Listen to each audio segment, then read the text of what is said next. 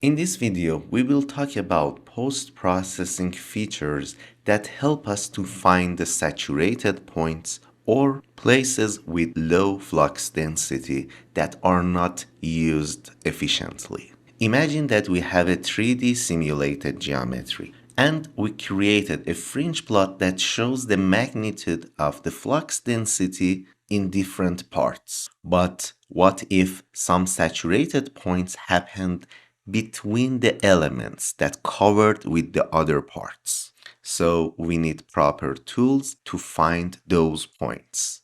The simplest option that we have is to show the minimum and maximum values. Using this option will indicate the maximum value and minimum value of the field plot in visible parts. We will find the maximum value and the coordinates of that point. But it is still a single point and we cannot find the distribution of the flux density in those points.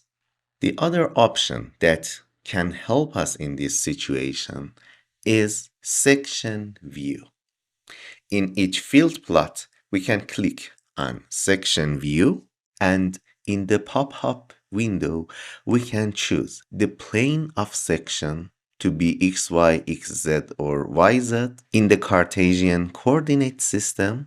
And even in each plane, we can change the plane distance and the plane angle with horizontal or vertical rotation.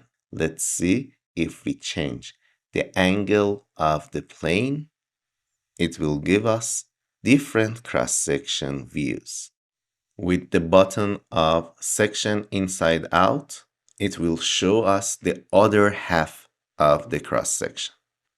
And if we need the values of the field just on the section, we can use the plot on section only to see the values only on the cross-section plane. In this way, we can find the saturated points inside each part. And if you click on undo setting, we will go back to initial plot. In the previous plot, we used 3D fringe plots. The other feature that we want to use in this video is ISO clipping in the fringe plot. It's a very powerful option to indicate the regions with specific field values.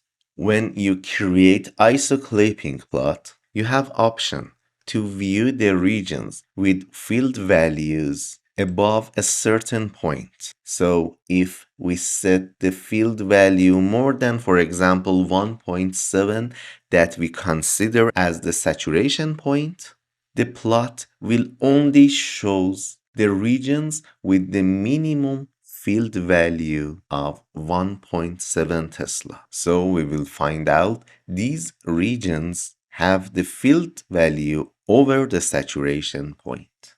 On the other hand, if we select inside out, this minimum value will be changed to the maximum value, and the plot only shows the parts with the field distribution lower than the dedicated point. So if we select a low value like 0.2 Tesla, we can find the places in the geometry that the iron is not used efficiently.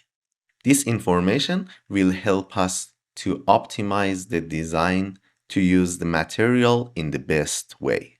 In the ISO clipping plot, we have option to add different layers of field values. If you want to plot another ISO clipping within the same plot, you have to activate ISO 2, and there you can set another minimum or maximum value for the ISO clipping plot. When we activate ISO 2, we have option to use multi-layers plot. In this way, you have option to visualize the field between dedicated minimum and maximum in desired number of layers. If you want to learn more about post-processing features of EMWORKS EMAG, you can watch our videos in EMWORKS YouTube channel.